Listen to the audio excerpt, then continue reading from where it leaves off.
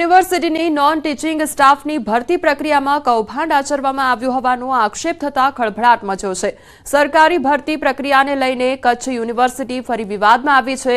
કચ્છ યુનિવર્સિટીમાં non teaching સ્ટાફની ભરતી પ્રક્રિયામાં 16 નિયમોનો ભંગ કરીને આસિસ્ટન્ટ રજિસ્ટ્રારે અને 4 સેક્શન ઓફિસરની ગેરકાયદેસર ભરતી પ્રક્રિયા કરાવવાની ફરિયાદ ગાંધીનગર શિક્ષણ વિભાગને કરવામાં આવી છે, જેને લઈને અનેક તર્ક વિતર્ક સર્જાયા છે।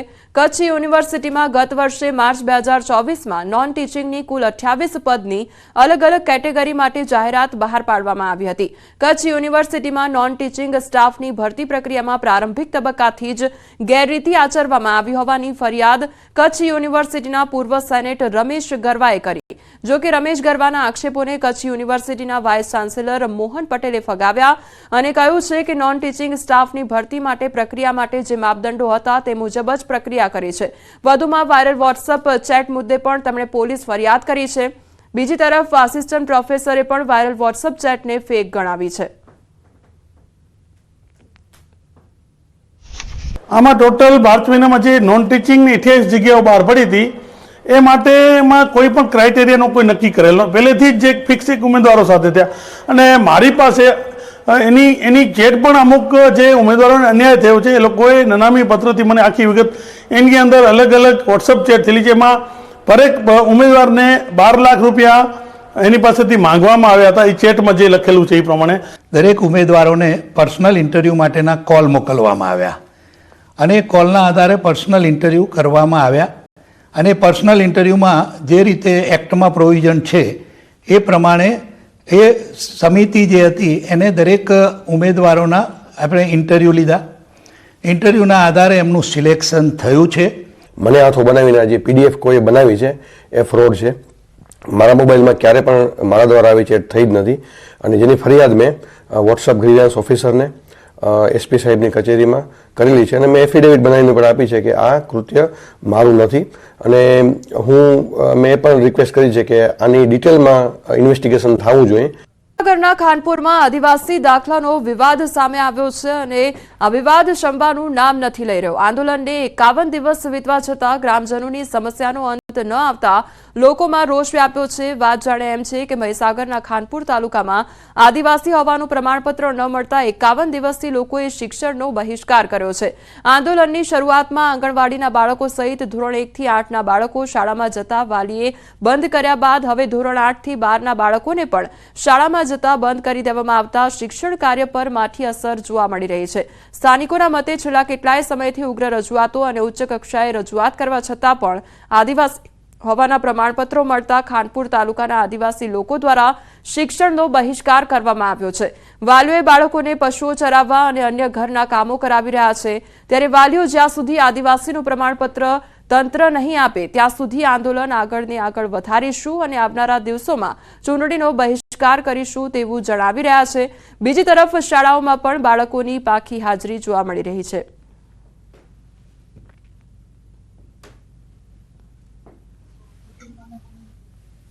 મહીસાગર જિલ્લાના ખાનપુર તાલુકામાં આદિવાસીના દાખલાને લઈને છેલ્લા 51 દિવસથી આંદોલનો ચલાવવામાં આવી રહ્યા છે। આજે 51 દિવસ થયા છે।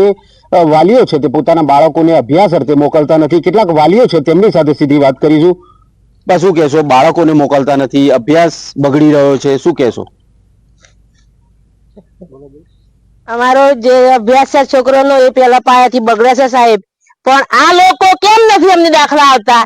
અમારા દાખલા આલી તો અમારા છોકરો ભણાય મોકલ્યું નકા અમે કોઈ વ્યક્તિની છેતરાઈએ નિયમની ઘણા બધા વ્યક્તિઓ છેતરી અને ગુમરાહ કરી નિયમની ભૂલી ગયા કે તમને દાખલા આલ્યું અમને ઓમ કરો તેમ કરો તમે એમ ઓટાલ્યા, પણ અત્યાર સુધી કોઈ નેતા અમારા છોકરોની આઈની ઉભો નથી રહેતો કે તમારું છોકરોનું આ કરીએ કે તે કરીએ, કશું કરતા નથી। અમારા આજે 2 મહિનાથી છોકરો બેહી રહ્યો છે, અમે ગેર ખેતી કરાઈએ, ઢોરો સરાઈએ, શું કરીએ?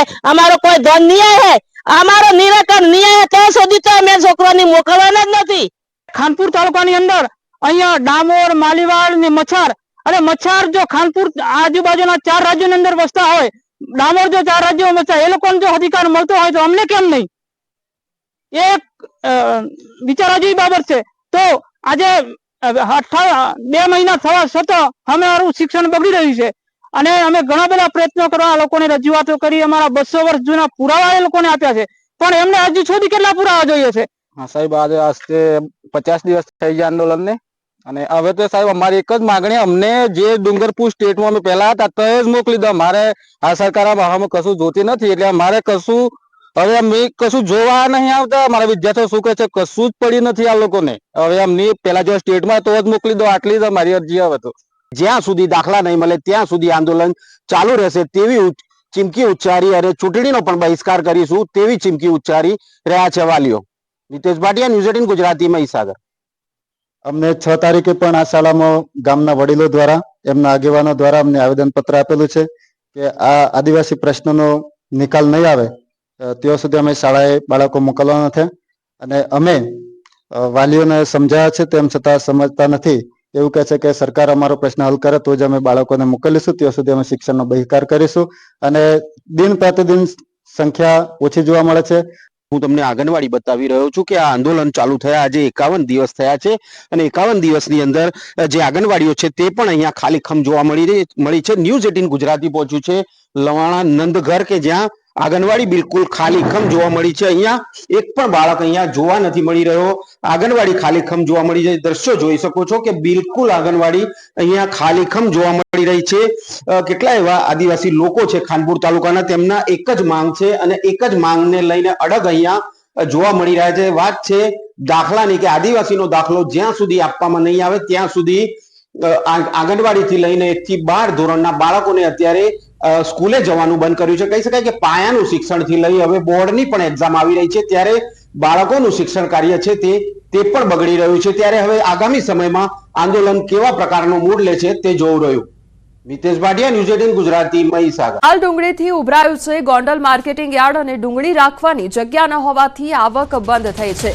2 લાખ કટ્ટા ડુંગળીની આવક થઈ છે, ત્યારે મણ ડુંગળીના ભાવ 200 થી 450 બોલાયા છે. માર્કેટ બહાર ડુંગળી ભરેલા વાહનોની કતાર લાગી છે. ત્યારે સૌરાષ્ટ્રનું અગ્રીમ ગણાતું ગોંડલ માર્કેટિંગ યાર્ડ હાલ ડુંગળીના પાકથી ભરચક થઈ ગયું છે.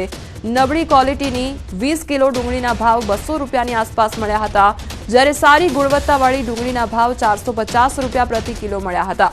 ગોંડલ માર્કેટિંગ હજારો ખેડૂતો ડુંગળીનો પાક વેચવા માટે આવતા હોય છે, જેમાં ખાસ કરીને રાજકોટ જિલ્લાના ગ્રામ્ય વિસ્તારો ઉપરાંત આસપાસના જિલ્લા જેવા કે જૂનાગઢ, પોરબંદર, જામનગર સહિતના જિલ્લાના ગ્રામ્ય વિસ્તારમાંથી ખેડૂતો ડુંગળી વેચવા માટે ગોંડલ માર્કેટિંગ યાર્ડ ખાતે આવ્યા હતા. રોડની બંને સાઈડ 8 થી 10 કિલોમીટરની લાઈનો થયેલ હતી. ડુંગળીની આવક જોઈએ તો 2 લાખ કટ્ટાથી વધુ આવક થયેલ છે, અને ખેડૂતોને પોષણક્ષમ ભાવ મળી રહ્યા છે. 20 કિલોના ભાવ જોઈએ તો 200 રૂપિયાથી લગાડીને 450 રૂપિયા સુધી ડુંગળીના ભાવ હરાજીમાં ખેડૂતોને મળી રહેલ છે. અને હાલ ડુંગળીની આવક અત્યારે પુષ્કળ આવક થતાં આવક બંધ કરવામાં આવેલ છે. દેવાયત ખવડ અને બ્રિજરાજદાન ગઢવી વચ્ચે વિવાદ સામે આવ્યો છે. બંને કલાકારો વચ્ચે શાબ્દિક યુદ્ધ છેડાયું છે.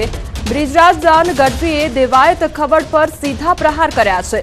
બ્રિજરાજદાને ખવડને રાખી સાવંત સાથે સરખાવ્યા છે અને ખુલ્લી ચેતવણી આપતા કહ્યું છે કે મોરે મોરાના શોખ હોય તો મારી પણ તૈયારી છે, અને સમાધાન પછી પણ ચાળા કર્યા હોવાનો અને ચારણ સમાજનું અપમાન કર્યું હોવાનો બ્રિજરાજદાને આરોપ લગાવ્યો છે, અને કહ્યું છે કે સહન થતું હતું ત્યાં સુધી કર્યું છે, હવે માપમાં રહો અને પાછી વળી જાઓ, તે પ્રકારની વાત તેમના દ્વારા કરવામાં આવી છે.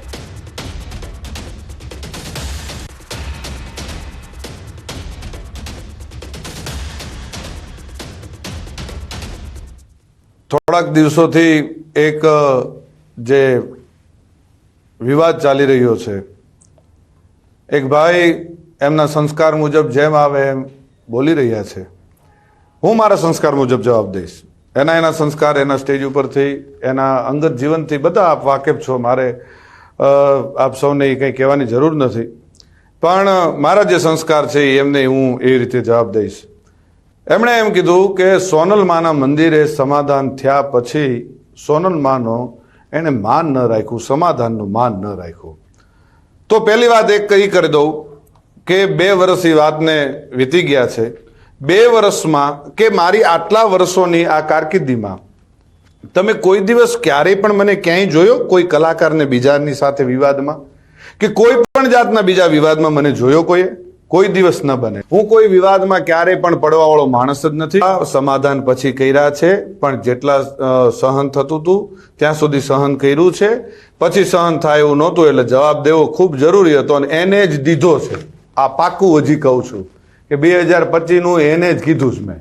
એમાં હજી હું કહું છું, રિપીટ કહું છું કે એને જ કીધું છે અને એને જે મજા આવે એને એ છૂટ છે. એને બહુ મોરાનો શોખ છે તો એને છુપા એના એડ્રેસ રાખવા પડે છે, એને છુપી રીતે રહેવું પડે છે. હું જ્યાં રહું છું, જે જગ્યાએ રહું છું, જગ જાહેર રહું છું. અને બીજું હું 50-50ના ટોળા લઈને નીકળવા વાળો માણસ નથી. હું એ બીકણ માણસ નથી. મારે કોઈ બોડીગાર્ડોને બધાને કોઈ કોન્ટ્રાક્ટ ઉપર રાખ. તો દેવાયત ખવડ અને બ્રિજરાજદાન ગઢવી વચ્ચે વિવાદ વકર્યો છે અને બંને કલાકારો વચ્ચે શાબ્દિક યુદ્ધ છેડાયું છે અને બંને દ્વારા એક બાદ એક પ્રતિક્રિયાઓ પણ આપવામાં આવી છે.